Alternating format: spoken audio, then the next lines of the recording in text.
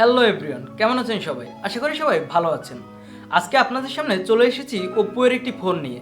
আর এই ফোনটি হলো ওপ্পোর লো বাজেটের একটি ফোন। আর এই ফোনটিতে অনেক ভালো ভালো স্পেসিফিকেশন দেওয়া হয়েছে, যা আমরা সাধারণত ওপ্পোর লো বাজেটের ফোনগুলোতে পেয়ে থাকি না। আর এই ফোনটির নাম হলো ওপ্পো A53। আজকের ভিডিওতে আমরা এই ফোনটির ফুল ডিটেলস নিয়ে রিভিউ করব। সো সম্পূর্ণ ভিডিওটি দেখতে থাকুন। আর এই সমস্ত কিছুই শুধু আপনাদের জন্যই কষ্ট করে নিয়ে চলে আসি। তাই আপনাকে বলবো, প্লিজ আমাদের চ্যানেলটি সাবস্ক্রাইব করে আমাদের পরিবারের একজন সদস্য হয়ে যাবেন। সো আর দেরি না করে আমরা মূল ভিডিওতে চলে যাই। So let's go start.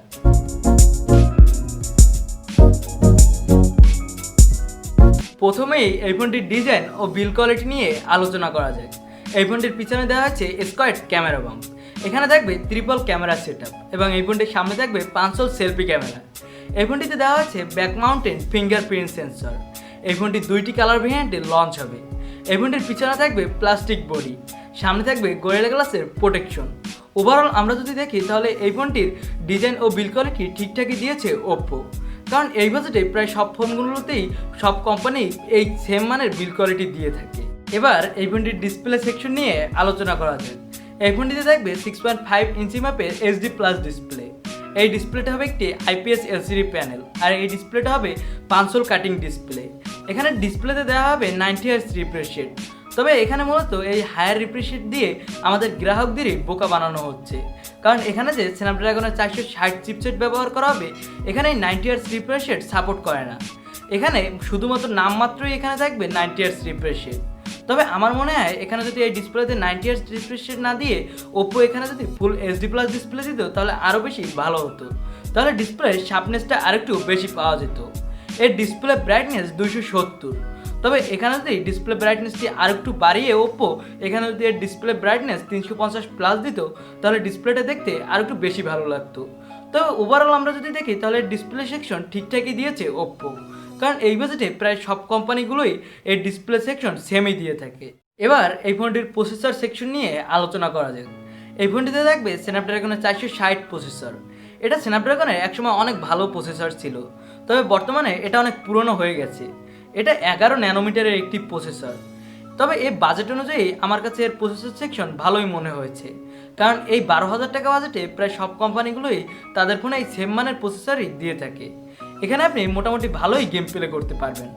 এই ফোনটিতে আউট অফ দ্য বক্স থাকছে অ্যান্ড্রয়েড 10, সাথে কালার ওয়েস 7.2।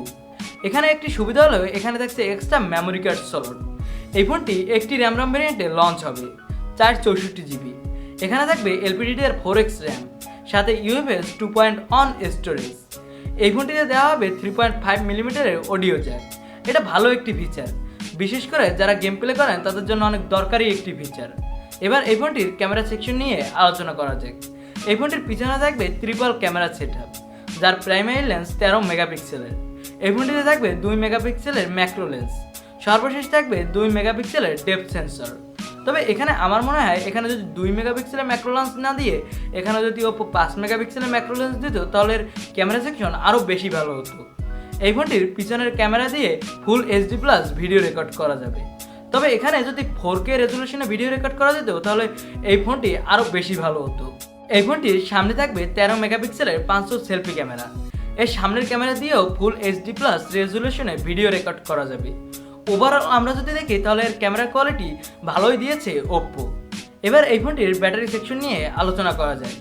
এই ফোনটিতে থাকবে বিগ ব্যাটারি। এখানে থাকবে 5000 mAh এর ব্যাটারি, সাথে দ্রুততার সাথে চার্জ করার জন্য থাকবে 18 ওয়াটের ফাস্ট চার্জার।